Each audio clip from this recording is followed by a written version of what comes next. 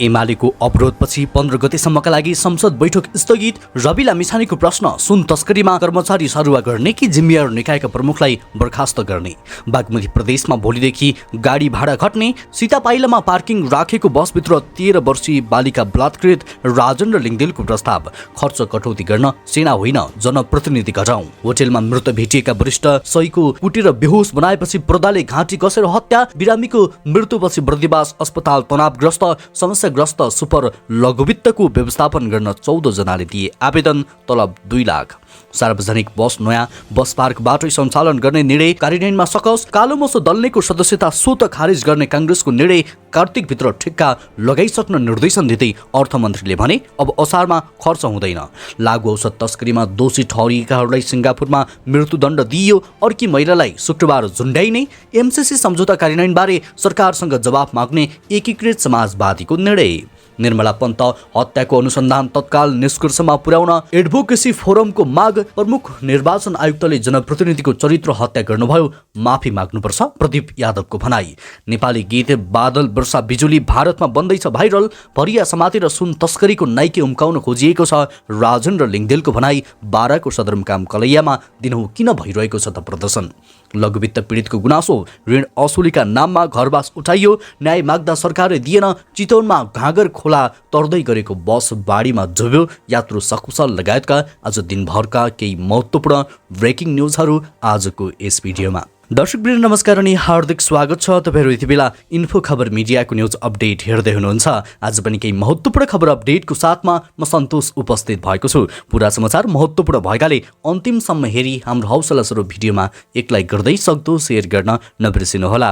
साथै यति बेला कुन ठाउँबाट भिडियो सामग्री हेर्दै हुनुहुन्छ तलको कमेन्ट बक्समा जानकारी गराउन पनि नबिर्सिनुहोला। पहिलो पटक हेर्दै हुनुहुन्छ भने फर्स्ट टाइम लेखेर कमेन्टमा जानकारी गराउनुहोला र रेगुलर हेर्नुहुन्छ भने रेगुलर लेखी जानकारी गराउनुहोला। सदैव ताजा र सत्य समाचार हेर्नको लागि हाम्रो युट्युब च्यानललाई सब्स्क्राइब गरी सँगै आउने बेल आइकनलाई प्रेस गर्न पनि नबिर्सिनुहोला। समाचारको सुरुमा संसद बैठक स्थगितको प्रसङ्ग। प्रमुख प्रतिपक्षी एमाले प्रतिनिधि सभा बैठक अवरुद्ध गरेपछि संसद बैठक पनि स्थगित भएको छ। सुन तस्करी प्रकरणमा अनुसन्धान गर्न उच्चस्तरीय छानबिन समिति गठनको माग गर्दै एमाले प्रतिनिधि सभाको बैठक अवरुद्ध गरेको हो।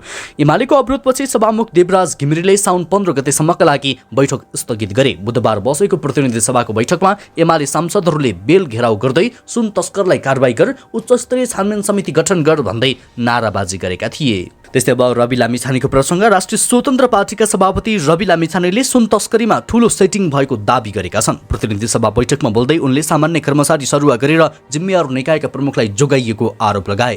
यस्तो गम्भीर विषयमा विभिन्न निकायका प्रमुखलाई तुरुन्तै बर्खास्त गर्नुपर्ने हो कि केही कर्मचारीले साटफेर गर्नुपर्ने हो, उनले प्रश्न समेत गरे। जामेर छाडेपछि त्यहाँ भएका सूचना लुकाउने र अनुसन्धान प्रभावित पार्ने समय दिइएको छ।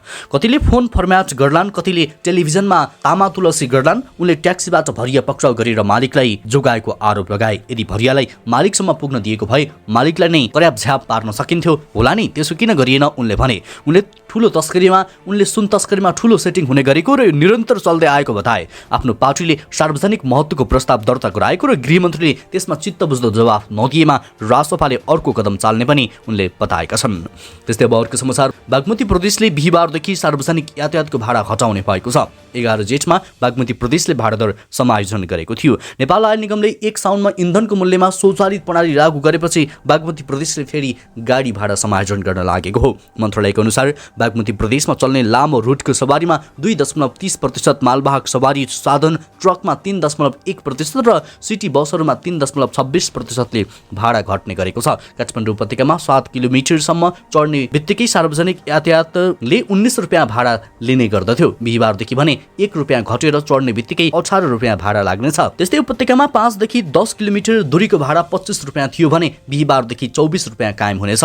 नयाँ भाडा दर अनुसार काठमाडौँ कुरिनटारसम्मको भाडा 287 रुपियाँ कायम हुनेछ।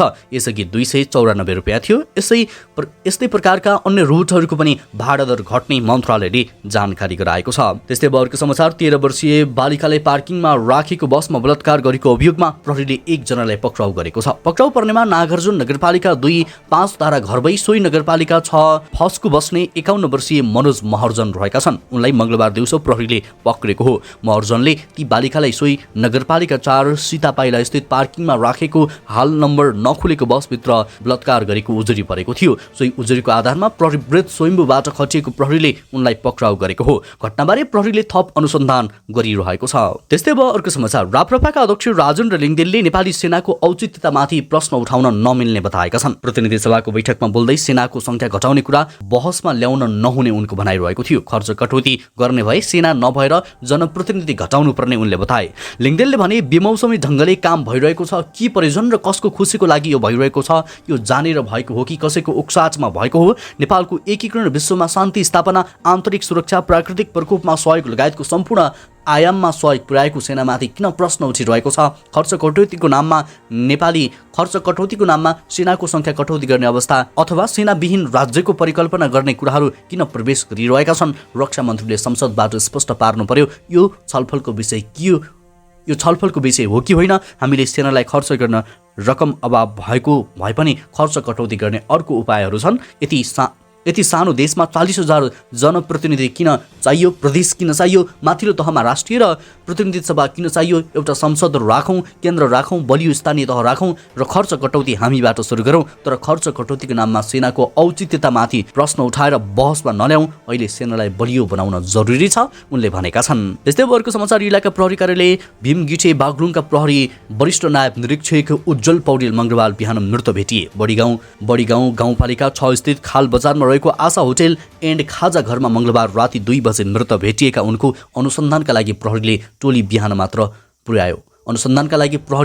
बिहान मात्र पुग्यो। प्रहरीको टोली पुग्दा मृत पौडेल शव प्रदाको पासो काटेर भुइँमा झिकेर राखिएको थियो। घटनास्थललाई निगरानीमा राखेको प्रहरीले अनुसन्धान थाल्यो र होटल सञ्चालक 51 वर्षीय आशा कुँवर र उनका छोरा 20 वर्षीय विनोदलाई नियन्त्रणमा लियो। दुवैजनालाई नियन्त्रणमा लिएर अनुसन्धान गर्दा आमा छोरा मिलेर वरिष्ठ सही पौडेलको हत्या गरेको जिल्ला प्रहरी कार्यालय बागलुङका सूचना अधिकारी प्रहरी नायब उपरीक्षक मदन केसीले जानकारी दिए। केसीका अनुसार पौडेल मंगलबार राति 8 बजे होटेलमा पुगेका थिए। होटेल पुगेका पौडेलको सञ्चालक आशा र उनका छोरा विनोदसँग विवाद भयो। विवादपछि आमा छोराले पौडेलको टाउकोमा मुक्काले र छातीमा लात्तीले हानेर बेहोस बनाए। बेहोस भएर भुइँमा ढलेका पौडेललाई आमा छोरा मिलेर पर्दाको कपडाले घाँटी कसी 11:30 बजे हत्या गरेको अनुसन्धानबाट खुलेको प्रहरी नायब उपरीक्षक केजीले बताएका छन्। त्यस्तै अब अर्को समाचार। महोत्तरीको बर्दिवास स्थित बर्दिवास अस्पतालको अवस्था तनावग्रस्त भएको छ। अस्पतालको लापरवाहीले बिरामीको ज्यान गएको भन्दै स्थानीयहरूले प्रदर्शन गरिरहेका छन्। अस्पताल परिसरमा आक्रोशित संयौं स्थानीयहरूले प्रदर्शन गरेका हुन्। व्यापक रूपमा सुरक्षाकर्मी परिचालन गरिएको छ। प्रदर्शनकारीहरू बल जप्ती अस्पतालभित्र छिर्न खोजेपछि तनाव उत्पन्न भएको छ। गत असोज 3 गते राति बर्दिवास नगरपालिका 14 का 36 वर्षीय उमेश कुमार महतोलाई छाती दुखेपछि परिवारले बर्दिवास अस्पताल पुर्याएका थिए। त्यहाँ ड्युटीमा खटिएका स्वास्थ्यकर्मीले उपचारमा व्यवस्था गरेपछि बिरामीको अवस्था जटिल बन्दै गएको मृतकका आफन्तको आरोप रहेको छ। बिरामीको अवस्थामा कुनै सुधार नदेखिएपछि थप उपचारका लागि काठमाडौँ लग्ने क्रममा बाटोमा मृत्यु भएको हो। अस्पतालको लापरवाहीले दाइको मृत्यु भएको मृतक उमेशका भाइ महेश कुमार महतोको आरोप रहेको छ। रातिको समयमा अस्पतालमा डाक्टर पनि थिएन, औषधि पनि भेटिएन। डाक्टरकै सल्लाहमा बाहिरबाट ल्याएको औषधि खुवाउन ढिलाइ गर्यो। महेश भन्छन्, ल्याब पनि खुलेको थिएन। अस्पतालमा केही नभएपछि हामी बाहिर लग्न विवश भयौं। डाक्टरहरूले मेरो दाइको ज्यान लियो। अस्पतालले बिरामीलाई हृदय सम्बन्धी समस्या रहेको समेत आफूहरूलाई नबताएको उनको भनाइ रहेको छ। अस्पतालमा लापरवाही गर्ने चिकित्सक, नर्स सहित दोषी कर्मचारीलाई कारबाही गर्नुपर्ने उनीहरूको माग रहेको छ। त्यस्तै अर्को समाचार। राष्ट्र बैंकले सुपर लघुवित्तको व्यवस्थापन तथा सञ्चालनको लागि माग गरिएको पदमा 14 जनाले आवेदन दिएका छन्। बैंकले समस्याग्रस्त उक्त लघुवित्तको आह्वान गरेको सार्वजनिक सूचनामा 9 जनाले संयोजक, 5 जनाले सदस्यमा आवेदन दिएका छन्। संयोजक र सदस्य एक जना आवश्यक हो। संयोजकको तलब 1,90,000 र सदस्यको 1,50,000 रहेको छ। एक संयोजक र एक सदस्य गरी 2 जना व्यक्ति सम्मिलित व्यवस्थापन समूह गठन गर्नेछ। राष्ट्र बैंकले संयोजक पदका लागि कार्ययोजना प्रस्तुतिकरण साउन 23 देखि 25 गतेसम्मको समय तोकेको छ भने सदस्य पदको लागि साउन 26 गते शुक्रबारको समय तोकेको छ। संयोजकमा आवेदन दिने तेजेन्द्र शर्मा, लम्साल, विमल नेपाल, कमल बहादुर खत्री, मुक्ति शंकर श्रेष्ठ, मिन बहादुर बोहरा, रोशन निरौला, निर्मल कुमार कार्की, कुलमणि तिमसिना र शेष नारायण पोखरेल रहेका छन्। त्यस्तै सदस्य पदको लागि शेष नारायण पोखरेल, कुलचन्द्र पराजुली, महेश कुमार माझी, रूपक थापा र देवचन्द्र राय रहेका छन्। त्यस्तै अर्को प्रसंग। संघीय राजधानी काठमाडौँबाट उपत्यका बाहिर सञ्चालन हुने सार्वजनिक यात्रुवाहक सवारी साधनलाई नयाँ बस पार्क भित्रबाट सञ्चालन गर्ने काठमाडौँ महानगरपालिकाको निर्णय कार्यान्वयनमा समस्या देखिएको छ। काठमाडौँ महानगरपालिकाले गत जेठ 19 गते सूचना प्रकाशित गरी असार 1 गतेदेखि काठमाडौँ भित्रका चक्रपथ ओरपरबाट उपत्यका नगरपालिका बाहिर सञ्चालन हुँदै आएका सार्वजनिक यात्रुवाहक सवारी साधनलाई नयाँ बस पार्कबाट सञ्चालन गर्ने निर्णय गरे पनि उक्त निर्णयको कार्यान्वयन नभएको पाइएको हो। मुख्यतः काठमाडौँको पेप्सीकोला, जडीबुटी, मनोहरा करिडोर, कोटेश्वर, तिलगङ्गा, बागमती करिडोर, गौशाला, चाहबिल, जोरपाटी, धोबीखोला करिडोर, गुङ्गबो, विष्णुमती करिडोर, माछा पोखरी, बालाजु, स्वयम्भू, कलङ्की र बल्खु लगायतका क्षेत्रबाट सञ्चालन हुँदै आएका सवारी साधन असार 1 गतेदेखि नयाँ बस पार्कभित्रबाट सञ्चालन गर्ने निर्णय भए पनि कार्यान्वयनमा समस्या देखिएको हो। महानगरपालिकाका नगर प्रहरी प्रमुख राजुनाथ पाण्डे महानगरले गरेको निर्णय कार्यान्वयनका लागि नगर प्रहरी लागिरहेको बताउँदछन्। काठमाडौँ महानगरपालिकाभित्रको यातायातलाई व्यवस्थित ढङ्गले सञ्चालन गर्नका लागि महानगरपालिकाले नेपाल प्रहरी, ट्राफिक प्रहरी र यातायात व्यवसायी तथा मजदुरहरूसँग सहकार्य गरिरहेको छ। चाँडै समस्याको समाधान हुन्छ उनले भनेका छन्। त्यस्तै अब अर्को समाचार, नेपाली कांग्रेसले कुनै पनि माग राखेर आन्दोलनको क्रममा कालो मोसो दल्नेको सदस्यता स्वतः खारेज गर्ने निर्णय गरेको छ। केन्द्रीय समितिको बैठकको आन्दोलनको क्रममा अमर्यादित व्यवहार, शारीरिक आक्रमण, कालो मोसो दल्नेको सदस्यता खारेज गर्ने निर्णय भएको महामन्त्री विश्वप्रकाश शर्माले बताए। उनले भने जातीय विभेद, घरेलु हिंसा या अन्य सामाजिक विसङ्गतिहरूमा प्रमाणित वा कुनै पनि प्रकृतिका मागहरू अघि सारेर आन्दोलन गर्ने क्रममा अमर्यादित व्यवहार, शारीरिक आक्रमण, कालोमोसो दल्ने घटनामा आबद्ध व्यक्तिको सदस्यता अविलम्ब खारेज हुन्छ उनले भनेका छन्।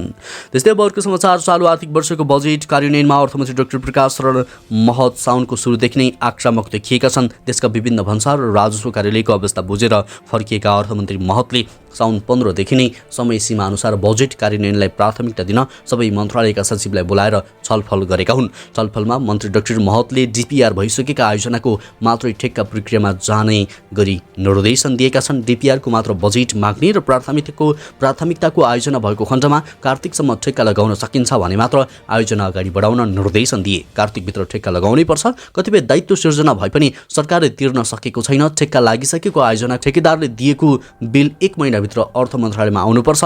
उनले भने 1 महिनाभित्र आएको बिल अर्थ मन्त्रालयले 15 दिनभित्रमा पास गरेर पठाउँछ। अब असारमा खर्च हुँदैन, काम भइसकेर दायित्व सिर्जना भएको अवस्थामा भुक्तानी पाउनुपर्ने धारणा राख्दै मन्त्री महतले निर्माण व्यवसायको समस्यालाई सरकारले नजरअन्दाज गर्न नहुने पनि बताएका छन्। त्यस्तै अब अर्को समाचार, मृत्युदण्डलाई प्रभावकारी अपराध निरोधक दाबी गर्दै आएको सिङ्गापुरलाई लागू औषध तस्करीमा दोषी ठहरिएका 57 वर्षीय मोहम्मद अजिज बिन हुसेनलाई मृत्युदण्ड दिएको छ। कोरोना महामारीका बेला स्थगन गरिएको मृत्युदण्डको सजायलाई गत वर्षदेखि पुनः थालिएको छ। यो वर्ष कार्यान्वयन गरिएको यो चौथो कठोर सजाय हो। 50 ग्राम हेरोइन तस्करी गरेको अभियोगमा दोषी ठहर भएका उनलाई चङ्गी जेलमा आज मृत्युदण्ड दिएको केन्द्रीय लागू औषध नियन्त्रण विभागले एक विज्ञप्ति निकालेर जनाएको छ। अधिकारवादी सङ्गठन ट्रान्सफर्मेटिभ जस्टिस कलेक्टिभ र एमनेस्टी इन्टरनेसनलले निर्धारित मृत्युदण्ड रोक्न गरेको आग्रहको व्यवस्था गर्दै उनको प्राण हरण गरिएको बताइएको छ। राष्ट्रपति समक्ष गरिएको क्षमा याचनाको अपिल पनि अस्वीकार भएपछि उनलाई मृत्युदण्ड दिइएको हो। त्यसैगरी 30 ग्राम हेरोइन तस्करी गरेको अभियोगमा मृत्युदण्डको सजाय सुनाइएकी 45 वर्षीय सरीदेवी जमानीलाई शुक्रबार फाँसी दिइनेछ। त्यस्तै अब अर्को समाचार, नेकपा एकीकृत समाजवादीले मिलेनियम च्यालेन्ज कर्पोरेसन सम्झौता कार्यान्वयन अवस्थाबारे सरकारसँग जवाफ माग्ने भएको छ। हालै सम्पन्न सचिवालय बैठकले गरेका निर्णय सार्वजनिक गर्दै प्रवक्ता जगन्नाथ खतिवडाले एमसिसी सम्झौता कार्यान्वयन अवस्थाबारे सरकारसँग प्रश्न जवाफ माग्ने जानकारी दिएका छन्। व्याख्यात्मक अवस्था घोषणा कार्यान्वयनका लागि संसदीय अनुगमन समितिको लागि पहल गर्ने समाजवादी मोर्चाका दलबीच मत भिन्नता भए पनि साझा बुदामा सहमति जनाउने मोर्चाको कार्यनीति योजनाका विषयमा पाँच पङ्क्तिहरूलाई प्रश्न पार्ने सो पार्टीले निर्णय गरेको छ। प्रवक्ता खतिवडाले भ्रष्टाचार विरुद्ध सरकारी सक्रियताले जनतामा आशा जगाएको पार्टीले ठहर गरेको बताउँदै भ्रष्टाचार विरुद्धको अनुसन्धान तथा कारबाहीमा कुनै पनि बाहनामा नरोक्न आग्रह गरेका छन्। त्यस्तै यता अर्को प्रसङ्ग, वकालत मञ्च नेपालले निर्मला पन्त हत्या प्रकरणको अनुसन्धान तत्कालै निष्कर्षमा पुर्याएर पीडकलाई कारबाही गर्न सरकारसँग माग गरेको छ। संस्थाका निर्देशक विकास बस्नेतले बुधबार विज्ञप्ति जारी गर्दै घटनाको निष्पक्ष र स्वतन्त्र अनुसन्धान गर्न माग गरेका हुन्। घटनाको निष्पक्ष, स्वतन्त्र र तत्काल अनुसन्धान गर्न तथा पीडकहरूलाई कानुन बमोजिम सजाय दिन एडभोकेसी फोरम नेपाल माग गर्दछ। पीडकहरूमाथि अनुसन्धान तथा अभियोजन नगरिएमा देशमा दण्डहीनता थप संस्थागत हुने धारणा राख्दछ विज्ञप्तिमा भनिएको छ। साथै निर्मला पन्तको न्यायका लागि माग गर्ने पीडित परिवार र अभियन्ताहरूसँग एडभोकेसी फोरमले एकबद्धता समेत व्यक्त गरेको छ। घटनामा सत्य तथा न्यायको निरन्तर माग गर्ने पीडित परिवारका सदस्य, मानवाधिकार रक्षक तथा कानुन व्यवसायीहरूसँग एडभोकेसी फोरम नेपाल एकबद्धता समेत व्यक्त गर्दछ विज्ञप्तिमा अगाडि भनिएको छ। पन्तको 2075 साउन 10 गते बलात्कारपछि हत्या भएको थियो। त्यस्तै अब अर्को समाचार, जनता समाजवादी पार्टीका सांसद प्रदीप यादवले प्रमुख निर्वाचन आयुक्त दिनेश थपलियालाई माफी माग्न आग्रह गरेका छन्। आफूहरूले समयमा नै चुनाव खर्च जिल्ला निर्वाचन कार्यालयमा बुझाएको र सामाजिक सञ्जाल मार्फत सार्वजनिक गरे पनि प्रमुख आयुक्त थपलियाले खर्च विवरण सार्वजनिक नगरेको भन्दै विज्ञप्ति निकालेको भन्दै माफी माग्न आग्रह गरेका हुन्। प्रमुख आयुक्त थपलियाले जनप्रतिनिधिको चरित्र हत्या हुने गरेको भन्दै उनले माफी नमागे मानहानिको मुद्दा लगाउने वा महाभियोग लगाउने चेतावनी दिए। जनप्रतिनिधिको चरित्र हत्या गर्ने गरी प्लान डिजाइनमा प्रमुख आयुक्तले विज्ञप्ति जारी गर्नुभएको छ, जबकि हामीले समयमा नै खर्च विवरण बुझाएका छौँ। जिल्ला निर्वाचन कार्यालयमा यसको रेकर्ड छ। हामीले आफ्नो फेसबुक मार्फत र सामाजिक सञ्जाल मार्फत खर्च विवरण सार्वजनिक गरेका छौँ। त्यस्तै अब अर्को समाचार, गीत हिट हुन कुनै समय चाहिँदैन। वर्षौं पुराना गीत पनि अहिले आएर हिट भइरहेका छन्। सामाजिक सञ्जालले पुराना गीतलाई पनि नयाँ पुस्तामा चर्चित बनाइरहेको छ। मनसुनको समय चलिरहँदा एक नेपाली गीतले भारतमा समेत चर्चा बटुलेको छ। फेसबुक र इन्स्टाग्रामको रिल्स होस् या टिकटक सबैतिर नेपाली गीत बादल वर्षा बिजुली भाइरल बनेको छ। यो गीतमा भारतीय युवतीहरूले समेत रिल्स बनाएर नाचिरहेका छन्। 18 वर्ष पहिलेको फिल्म कर्तव्यमा आनन्द कार्की र प्रार्थना शाक्यले गाएको उक्त हिट गीत दिलीप रायमाझी र सज्जा मैनालीले नाचेका थिए। यसै साथ यो गीतलाई पुनः रेकर्ड गर्दै सार्वजनिक गरिएको छ। मनसुनकै समयमा सार्वजनिक गरिएको गीतले वर्षाको मौसमलाई समेत सेलिब्रेसन गर्ने मौका दिएको छ। पहिलेको यो चर्चित गीत पछिल्लो समय टिकटकमा हिट छ। नेपाली मात्र होइन, भारतीय युवती टिकटक प्रयोगकर्ताले पनि ठूलो संख्यामा यो गीतमा रिल्स बनाइरहेका छन्। ओठमा झुन्डिने शब्द, लय र डान्सिङ ट्र्याक पनि भएकाले यो गीतलाई टिकटकले पुनर्जीवन दिएको छ। त्यस्तै अर्को प्रसङ्ग, राष्ट्रिय प्रजातन्त्र पार्टीका अध्यक्ष राजेन्द्र लिङदेनले भरिया पक्राउ गरेर सुन तस्करीका नाइकेको संरक्षण गर्न खोजेको आशंका गरेका छन्। बुधबार प्रतिनिधि सभाको बैठकमा आकस्मिक समय लिएर बोल्दै उनले सुन तस्करीका विषयमा अहिले भइरहेको अनुसन्धान झारा टार्ने किसिमको भएको बताए।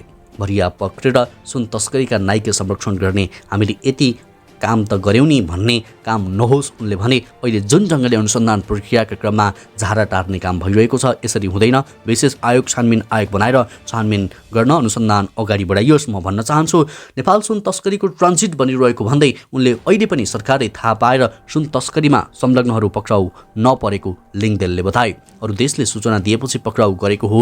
उनले भने बाह्य दबाव र सूचनाका आधारमा कसैलाई देखाउनका लागि मात्र सुन पक्राउ गरेको हो। विमानस्थल भन्सारबाट 100 किलो सुन प्रवेश गराइनु सामान्य विषय नभएको भन्दै लिङदेनले समाजलाई ठिक दिशामा ल्याउन यो घटनाको अनुसन्धान जरासम्म पुर्याउनु पर्ने बताएका छन्। त्यस्तै अर्को समाचार, 12 जिल्लाको सदरमुकाम कलैयामा एक हप्तादेखि दैनिक प्रदर्शन भइरहेको छ। पिकअप भ्यान र मोटरसाइकल ठोकिएर भएको दुर्घटना विषयमा दुई पक्षबीच भइरहेको छलफल सहजीकरणका लागि जिल्ला प्रहरी कार्यालय 12 पुगेका काङ्ग्रेस 12 का सचिव भैयाराम यादवमाथि प्रहरीले कुटपिट गरेको विषयलाई लिएर सदरमुकाम कलैया एक हप्तादेखि तनावग्रस्त छ। प्रदर्शनका क्रममा बुधबार कलैयामा प्रहरी र आन्दोलनकारी बीच झडप भएको छ। कलैयाको भरत चोकमा बन्द गराउन पुगेका आन्दोलनकारीलाई प्रहरीले रोक्न खोज्दा झडप भएको हो। प्रहरी नायब उपरीक्षक पुरुषोत्तम पाण्डे र प्रहरी निरीक्षक रूपेश शाहमाथि कारबाहीको माग गर्दै एक सातादेखि सर्वदलीय आन्दोलन समिति 12 ले आन्दोलन गर्दै आएको छ। यता प्रहरीको कुटाइबाट घाइते भएका नेपाली काङ्ग्रेस 12 जिल्ला सचिव भैयाराम यादवको उपचार अहिले भारतको राजधानी दिल्लीमा भइरहेको र पाण्डे शाहलाई निलम्बन गरी कारबाहीको माग राखी आफूहरूले शान्तिपूर्ण रूपमा 6 दिनदेखि प्रदर्शन गरे पनि सुनवाई नभएकाले कलैया बजार र यातायात बन्द गर्ने भन्दै सर्वदलीय आन्दोलन समिति 12 ले मङ्गलबार विज्ञप्ति नै जारी गरेको थियो। त्यस्तै अब अर्को समाचार, सरकारले मिटर ब्याजी समस्याको समाधानको पहल गरे पनि लघुवित्त समस्या समाधानको बाटो खुलेको छैन। ग्रामीण क्षेत्रका विपन्न परिवारको गुणस्तर सुधार्ने उद्देश्यले स्थापित लघुवित्त वित्तीय संस्थाहरूले ऋण असुलीका नाममा अनावश्यक दबाव र डर त्रास मार्फत हातथलोबाट उठीवास लगाउने क्रम बढेपछि पीडितहरूले लामो समयदेखि आन्दोलनको बाटो रोज्दै आएका छन्। देशभरबाट आएका लघुवित्त पीडितले काठमाडौँको माइतीघर मण्डलमा भेला भएर संसद भवन घेराउ गर्दै प्रदर्शन गरेका छन्। आन्दोलनका क्रममा पीडित र प्रहरीबीच झडप भएको छ। त्यस्तै उनीहरूले लघुवित्त संस्था खारेज हुनुपर्ने, लघुवित्तीय संस्थाद्वारा लगाइएको सामूहिक ऋण मिनाहा, गरिब किसानलाई निःशुल्क ऋण, आवश्यकता क्षमतामा आधारित काम, दामको व्यवस्था मिलाउन आग्रह गर्दै आएका छन्। लघुवित्तले आफूहरूसहित घर परिवारलाई तनाव दिने, घरबाट निकालेर लखेट्ने लगायतका मानसिक तनाव दिँदै आएकाले आफूहरू समस्यामा परेको पीडितहरूको भनाइरहेको छ। 25 देखि 26% ब्याज बुझाउँदा पनि लघुवित्तका कर्मचारीले घरमा सामान फ्याँक्ने लगायतका काम आफ्ना बालबच्चालाई समेत असर पर्ने गरी धम्की दिने गरेका र त्यसको लागि आफूहरूको न भोक न निन्द्रा भएको पीडितहरूको गुनासो रहेको छ। राजको अन्तिम समाचार चितवन माडीको घाँगर खोला तर्दै गरेको बस बाढीमा डुबेको छ। माडी नगरपालिका 8 र 9 को सिमानामा पर्ने घाँगर खोला तर्दै गरेको ना 4 ख 1947 नम्बरको बसलाई बाढीले डुबाएको हो। ठोरीतिरबाट बसन्तपुर माडीतिर आउँदै गरेको बेला बस खोलामा फँसेको थियो। बसमा चालकसहित 3 जना रहेका थिए। उनीहरू सबै सकुशल रहेका छन्। सुरुमा पानी कम हुँदा बस खोलामा हालेछन्। बालुवामा बस भासियो। पछि खोला बढेर आउँदा निकाल्न सक्ने अवस्था भएन। बस कोल्टिएर डुब्ने अवस्था आयो। इलाका प्रहरी कार्यालय माडीका प्रहरी निरीक्षक दीपक रिजालले हामीसँग भने माडी क्षेत्रमा गैरातीदेखि नै ठूलो पानी परेको छ। खोलाको बाढी अहिले भने घट्दै गएको छ। माडी ठोरी हुलाकी सडक अन्तर्गत पर्ने घाँगर खोलामा पुल निर्माणको काम सुरु भए पनि सकिएको छैन। पुलका 3वटा स्पान मात्रै ढलान भएका छन्। बाँकी काम अधुरै रहेको छ। हवस् त दर्शकवृन्द, यो खबर सँगसँगै अहिलेलाई केही चर्चामा रहेका महत्त्वपूर्ण खबर अपडेटको श्रृङ्खला यति नै। पलपलको न्युज अपडेट्सका लागि हाम्रो च्यानललाई सब्सक्राइब गर्दै भिडियोलाई लाइक गर्न नछुटाउनुहोला। नमस्कार। तपाईँको बाँकी पल उत्कृष्ट बनोस्।